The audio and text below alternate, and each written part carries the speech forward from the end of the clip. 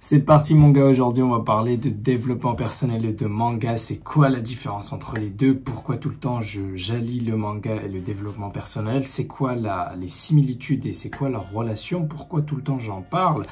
Qu'est-ce qui fait que voilà, j'allie le manga et le développement personnel?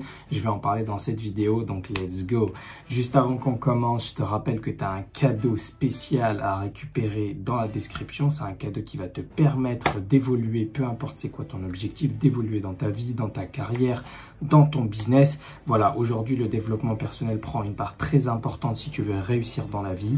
Et donc si ça t'intéresse et que tu aimes bien les mangas et donc tu veux que je fasse plus d'allusions par rapport au manga, va regarder ce petit cadeau, il est fait pour toi, j'en suis certain. Allez, c'est quoi vraiment les similitudes? Pourquoi tout le temps je parle de manga? C'est quoi la relation entre le développement personnel et les mangas? On va parler de tout ça.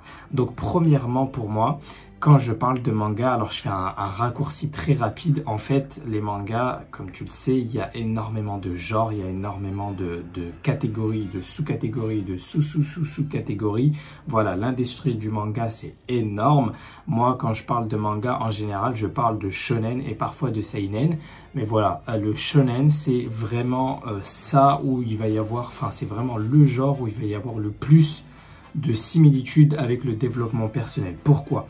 Parce que quand dans un shonen, en général, l'objectif c'est quoi? C'est que tu as un héros. Donc ça, c'est la première similitude qu'on va voir, c'est le chemin du héros. C'est que tu as un héros qui veut atteindre un objectif. Voilà, il est, je sais pas, par exemple, il est super nul dans un domaine et il a envie de devenir super bon dans un domaine. Et donc, il va, son chemin, ça va être d'y arriver. Ça va être d'arriver à son objectif. Et donc, déjà, tu peux voir que rien que dans la base même du shonen, dans la narration même du shonen, eh ben, ça ressemble énormément au développement personnel parce que le développement personnel, c'est juste le fait de se développer personnellement, de devenir une meilleure version de soi-même. Et donc, c'est ça, c'est exactement pareil qu'avec le chemin du héros. Donc n'importe qui, tu prends Naruto, tu prends Luffy, tu prends le personnage principal de Jujutsu Kaisen, ils ont tous des objectifs. Tu prends Bleach, Ichigo Kurosaki, ils ont tous des objectifs. Il y en a un qui veut devenir plus fort pour protéger sa famille, il y en a un qui veut être plus fort pour protéger ses amis, il y en a un qui veut devenir le roi des pirates, il y en a un qui veut devenir Hokage, etc., etc. Peu importe ce que c'est, il y a toujours le chemin du héros. Donc, il y a un héros qui veut atteindre un objectif. Et donc, tu as le développement personnel et tu veux devenir une meilleure version de toi-même. Donc, c'est exactement pareil. C'est juste que là, tu vas suivre quelqu'un atteindre son objectif. Et là, dans le développement personnel, l'objectif, c'est que toi-même, tu te développes. Et donc, la deuxième similitude que tu as avec le développement personnel, c'est que dans le shonen, tu as toujours le personnage principal qui, à un moment donné, il va recevoir des leçons de vie. Il va recevoir tout simplement des choses de ses mentors ou des personnes qui sont proches de lui qui vont lui montrer la voie pour atteindre son objectif. Dans le développement personnel, c'est pareil. Tu as toujours besoin d'un mentor qui va te guider. Alors, ça peut être un mentor physique, donc c'est vraiment un mentor que tu connais, mais ça peut être aussi un mentor que tu vas trouver dans un livre, ça peut être un mentor qui est déjà mort, mais que tu vas t'inspirer de sa biographie, tu vas t'inspirer de ce qu'il a vécu dans sa vie. Ça peut être, ça peut être une formation en ligne, un coach, etc., etc. Peu importe tes moyens, tu as toujours un moyen plus ou moins de trouver un mentor. Et dans le shonen, tu as directement le personnage principal qui trouve son mentor et qui, son mentor va lui donner des leçons de vie, il va lui dire fais ci, fais ça, ne fais pas ci, ne fais pas ça, suis le bon chemin pour atteindre ton objectif. C'est exactement pareil dans le dev perso. Tu vas lire des livres, tu vas suivre des coachs, tu vas assister à des séminaires peut-être, tu vas assister à des bootcamps, tu vas prendre un coach ou une formation en ligne et l'objectif c'est que tu puisses atteindre ton objectif et que tu puisses éviter les erreurs pour atteindre ton objectif plus rapidement sans avoir trop de dégâts qui vont te dégoûter peut-être de l'atteinte de ton objectif. Donc c'est exactement pareil, dans les deux cas tu as un mentor qui va t'aider à atteindre ton objectif. Et donc la troisième chose qu'on voit dans les animés et dans les mangas et qui est pareil dans le développement personnel, c'est la confrontation à la putain de difficulté.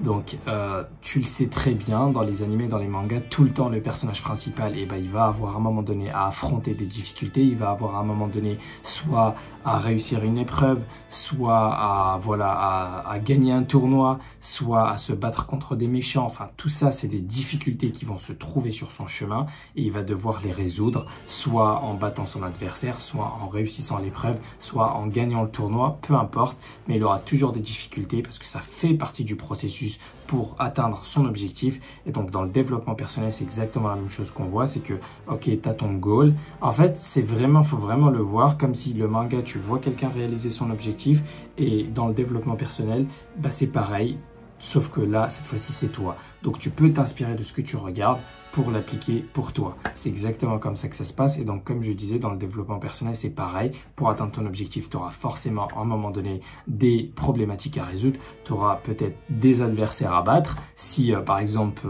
ton projet, c'est peut-être sportif, donc tu auras peut-être, c'est pareil, peut-être que tu seras dans un tournoi, tu auras des adversaires à battre, ou peut-être que ça sera tes propres démons que tu devras battre. C'est peut-être des croyances limitantes que tu as que tu devras battre, etc., etc.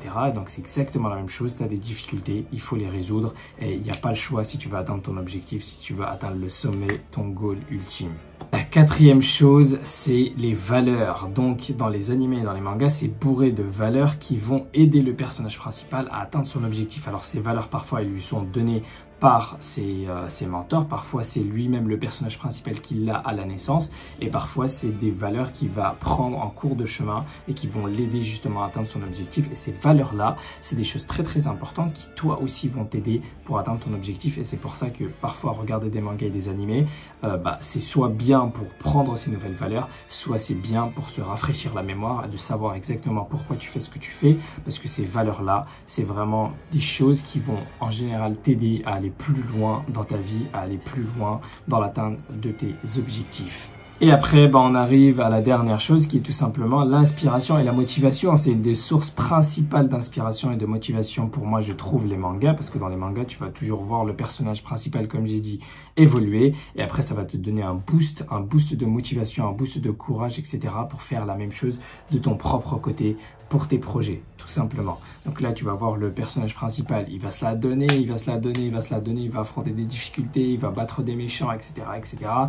Et des fois, il n'en pourra plus, en fait, tout simplement. Des fois, il va se manger des épreuves de la vie qui vont le mettre à terre, quoi. Il aura, peu importe, tu connais les shonen comme moi, hein. Les shonen, voilà, le personnage principal, des fois, il est toujours cheaté, il bat tout le monde, etc. parce qu'il a la hargne, parce qu'il a ses valeurs, parce que voilà, il sait pourquoi il se lève le matin, etc. Mais des fois, il y a des difficultés tellement énormes. Soit c'est un méchant qui est tellement puissant, soit c'est juste une difficulté de la vie énorme. Je pense par exemple à Luffy quand il perd son frère.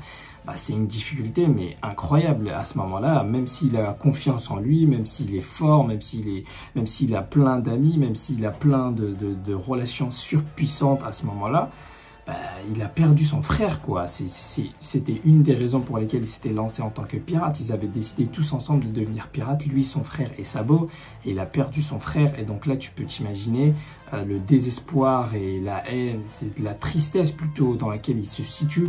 Et tout simplement, quand tu vois ça, tu te dis que toi aussi, ça peut t'arriver. Toi aussi, parfois, quand tu as des épreuves, des difficultés de la vie qui sont super compliquées, tu peux voir ce qui se passe dans les mangas et dans les animés, et ça te réconfortera tout simplement, ou ça va te donner du courage pour surmonter cette épreuve, pour passer au-delà de cette difficulté et pour tout simplement repartir au combat, repartir à la conquête de tes objectifs comme le fait Luffy. Parce que Luffy, ok, il a perdu son frère, ça va prendre peut-être 1 ou 2 mois pour se rétablir, et après, voilà, il va reprendre petit à petit confiance à lui grâce à Jinbei, grâce à Rayleigh, grâce à toutes ces personnes-là qui vont l'aider à surmonter ses difficultés, à aller plus loin. Et donc toi aussi, si à ce moment-là tu passes une difficulté et que, admettons, tu passes la même difficulté ou la même épreuve que Luffy, tu vas te reconnaître en ça, tu vas te reconnaître en tout ça, et après ça va te permettre de reprendre des forces, à te guérir, à te soigner et à aller de l'avant tout simplement.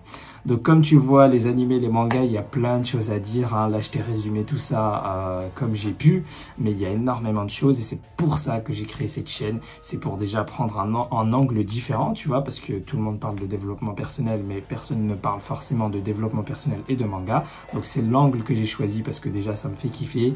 Et puis, je sais que c'est bourré de valeurs, bourré d'enseignements et je souhaite tout simplement partager ça avec toi pour que toi, tu réussisses de ton côté. Donc, partage-moi une valeur ou une chose, une similitude que toi, tu as trouvé dans les mangas et les animés et que tu as envie de partager au monde comme je le fais, mets-le dans la description, mets-le dans les commentaires, pardon.